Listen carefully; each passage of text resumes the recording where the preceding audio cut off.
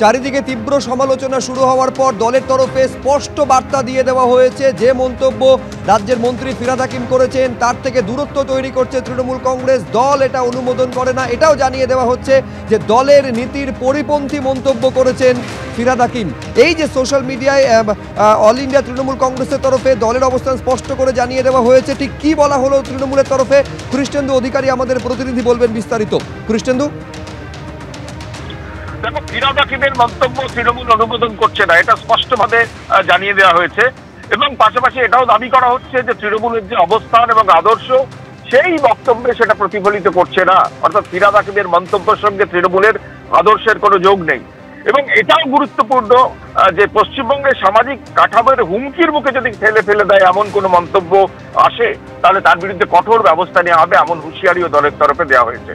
একজন senior leader Mamata বন্দ্যোপাধ্যায়ের অত্যন্ত ঘনিষ্ঠ, যে শৃঙ্খলা রক্ষা কমিটি তৈরি করেছেন মমতা বন্দ্যোপাধ্যায়, তার একাধিক কমিটিতে তিনি আছেন, কলকাতার মেয়র, একাধিক দপ্তর, তার একজন সিনিয়র মন্ত্রীর মন্তব্যকে এইভাবে কার্যত উড়িয়ে দিচ্ছে রাজ্যের শাসক দল তৃণমূল।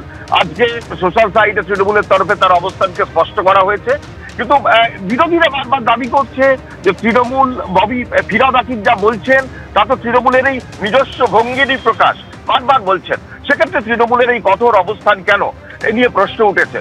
তুমি জানো যে বাংলাদেশে সংখ্যালঘু হিন্দুরা যেভাবে নির্যাতিত হচ্ছেন, সেখানে বেছে বেছে তাদের আক্রমণ করা হচ্ছে, ঠিক সেই প্রেক্ষাপটে এপার বাংলায় সংখ্যালঘুরা কিভাবে সংখ্যাগুরু হবে এবং সেখানে আল্লাহর কৃপায় কিভাবে সংখ্যাগুরু হবে তার একটা উপায় বাদলাচ্ছেন রাজ্যের একাধিক দপ্তরের মন্ত্রী, পুরমন্ত্রী এবং কলকাতার মেয়র। ঠিক এই প্রেক্ষাপটে রাজ্যের শাসক দল মনে করছে যে এই মন্তব্যের সঙ্গে তারা দল অনুমোদন করে না এবং রাজ্যের একজন সিনিয়র লিডার তার বিরুদ্ধেও দলের এরকম কঠোর অবস্থান এটা স্পষ্ট করছে যে বাংলাদেশের প্রেক্ষাপটে পশ্চিমবঙ্গের সংখ্যালঘুদের নিয়ে ফিরহাদ হাকিম যা বলছেন তা এই মুহূর্তে দল কোনোভাবে মানতে পারছে না। বেশ কৃষ্ণেন্দু, তোমাকে ধন্যবাদ। আমি এইখানে দর্শকদের দেখাতে চাইবো যে ইতিমধ্যেই কিন্তু দলের অন্দর থেকে ফিরহাদ হাকিমের মন্তব্যের সমালোচনা শুরু হয়েছে। ডেবরার তৃণমূল বিধায়ক প্রাক্তন আইপিএস অফিসার হুমায়ুন কবির তিনি বলছেন যে মুসলিমদের শিক্ষায় উন্নয়ন প্রয়োজন, স্বাস্থ্যে উন্নয়ন প্রয়োজন, কিন্তু সংখ্যায় নয়। আর্থসামাজিক দিক থেকে অত্যন্ত খারাপ জায়গায় মুসলিমরা রয়েছে। একেবারে ফিরহাদ হাকিমের সমালোচনা এই মন্তব্যের মধ্য দিয়ে করেছেন ডেবরার তৃণমূল বিধায়ক। কি বলেছেন দেখুন।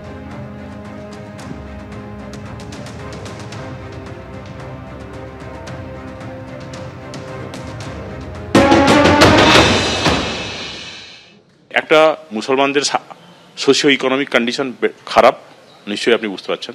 পশ্চিমবাংলাতে তো বেশ খারাপ সোশিও ইকোনমিক কন্ডিশন। সেই অবস্থায় আমার যে একটা ফ্যামিলিতে যদি একটা ফ্যামিলিকে যদি আমি একটা ইউনিট ধরি, সিঙ্গেল ইউনিট, তো সেই সিঙ্গেল ইউনিটের মধ্যে যা রিসোর্স আছে সেটি দুটো বাচ্চাকে আমি ভালো করে পালন করার ক্ষমতা থাকে, আমার 5টা বাচ্চাকে নিশ্চয়ই থাকবে না। তাহলে 5টা বাচ্চার কথা ভাববো কেন? তাহলে দুটো বাচ্চাকে আমি ভালোভাবে মানুষ করি। আমি যেটা লিখেছি, আমি এটা হকার বা সবজিওয়ালা, ঠেলাওয়ালা, এদিকে কোনো আমি ডিফেম করার জন্য বা করার জন্য বলিনি। তারা থাকবে, নিশ্চয়ই সোসাইটিতে থাকবে, কিন্তু আজকে যে গোটা মুসলিম সমাজ আমাদের পশ্চিমবাংলার কনটেক্সটেই বলি, আমি শুধু মুসলিমদের কথা এই জন্য বলছি, আদিবাসীদের একই অবস্থা, শিডিউল কাস্টদেরও অনেকটা খারাপ অবস্থা আছে, কিন্তু যেহেতু মুসলিম নিয়ে কথা হচ্ছে, সংখ্যা মাইনরিটি মেজরিটি নিয়ে কথা হচ্ছে, সেটা শুধু মুসলিমদের দিকে আমি বলছি। তাদের যে আর্থসামাজিক অবস্থা তাতে দেখুন, তাতে আরও লোক যদি বেড়ে যায় তাতে আরও খারাপ হবে, ডেটেরিয়েট করবে। আমি সেটাকেই বলতে চেয়েছি ওখানে, যে হুকুমজি যে কোয়ান্টিটি নয় কোয়ালিটি চাই, এটাতে বলেছি। মুসলিমদের যদি উন্নয়ন চাই তাহলে তাদের আর্থসামাজিক অবস্থার উন্নয়ন চাই, তাদের শিক্ষার উন্নয়ন চাই, তাদের স্বাস্থ্যের উন্নয়ন চাই, তাদের জন্য স্পেস চাই, সংখ্যায় নয়।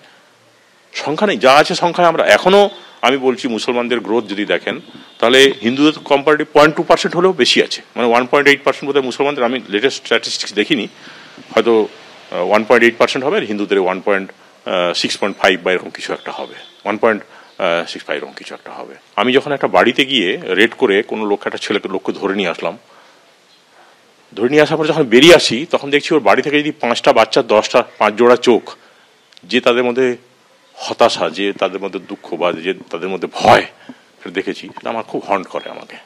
আর মুসলমানদের অবস্থাও আমি বুঝি, বাড়িতে অনেক জায়গাতে যাই, গল্প করি, বসি, প্রচুর মুসলমানদের সঙ্গে, গরিব মুসলমানদের সঙ্গে আমার কানেকশন আছে, আমি কানেক্টেড দ্য পিপল।